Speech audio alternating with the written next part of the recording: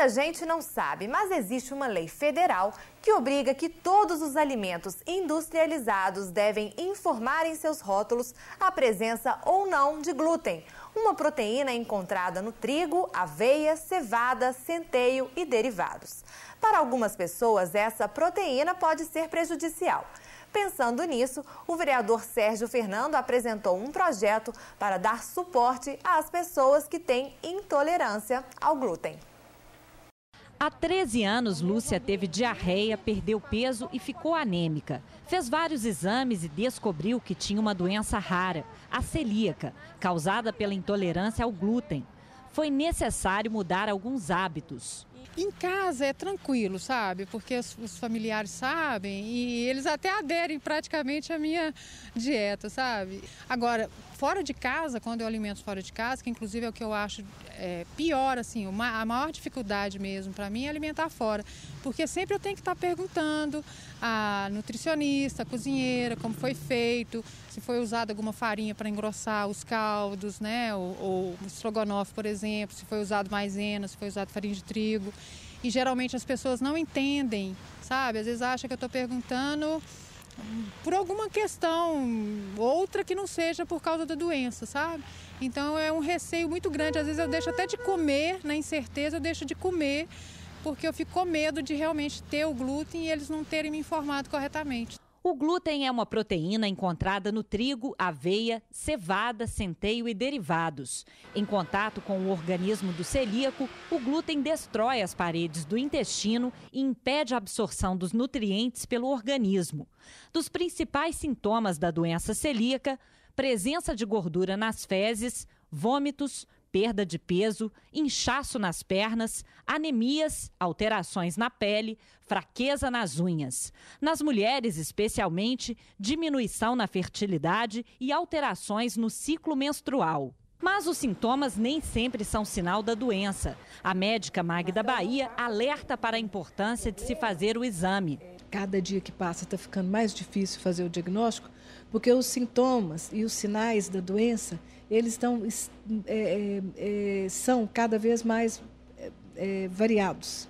Então, desde sintoma nenhum, praticamente, até uma má nutrição importante. A especialista diz que o consumo do glúten não é vital para a saúde. Mas o maior desafio hoje é retirar o alimento da dieta do brasileiro.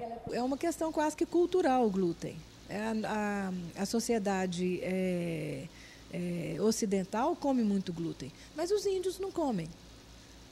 Qual que é a alimentação básica do índio? Mandioca e fubá, polvilho.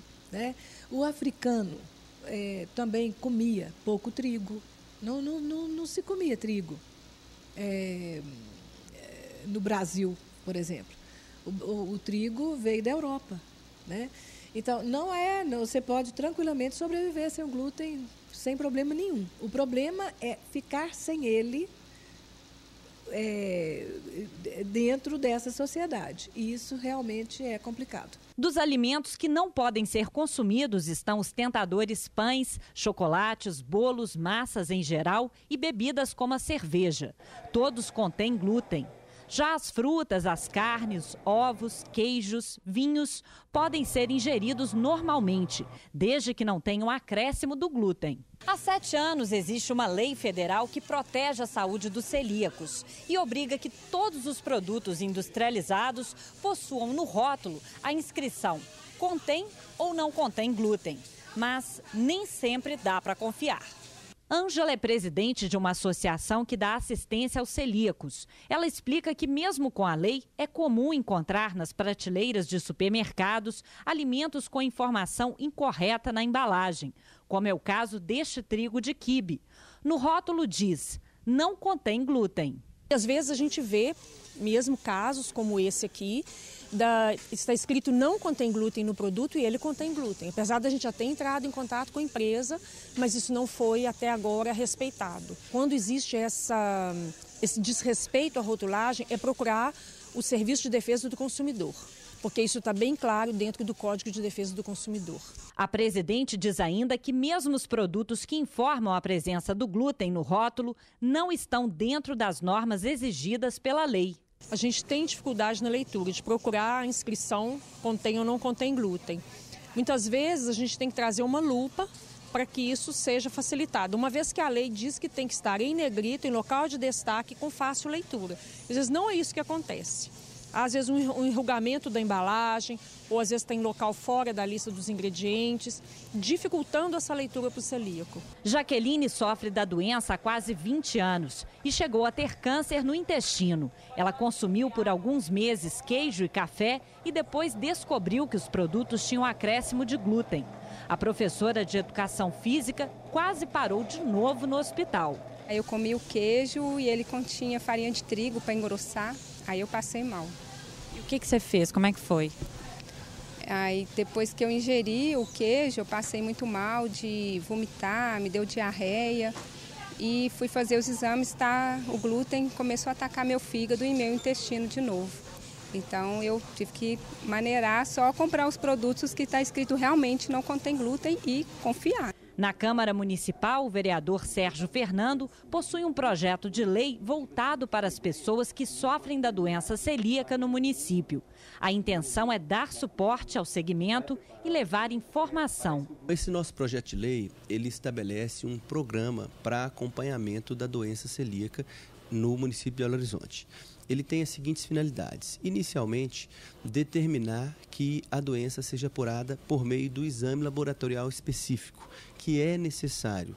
Nós só podemos considerar uma pessoa doente com a doença celíaca se esse exame comprovar esse fato.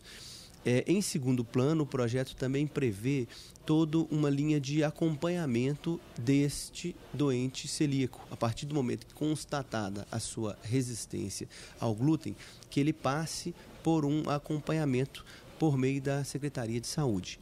Isso vai facilitar não só a melhoria da saúde do celíaco, mas inclusive informações mais apuradas da incidência dessa doença no município, uma vez que nós não temos nenhum dado estatístico de quantas pessoas nós temos nessa condição hoje. E o Jornal da Câmara termina aqui. As notícias e reportagens que você viu nesta edição também estão disponíveis no site cmbh.mg.gov.br. Acompanhe a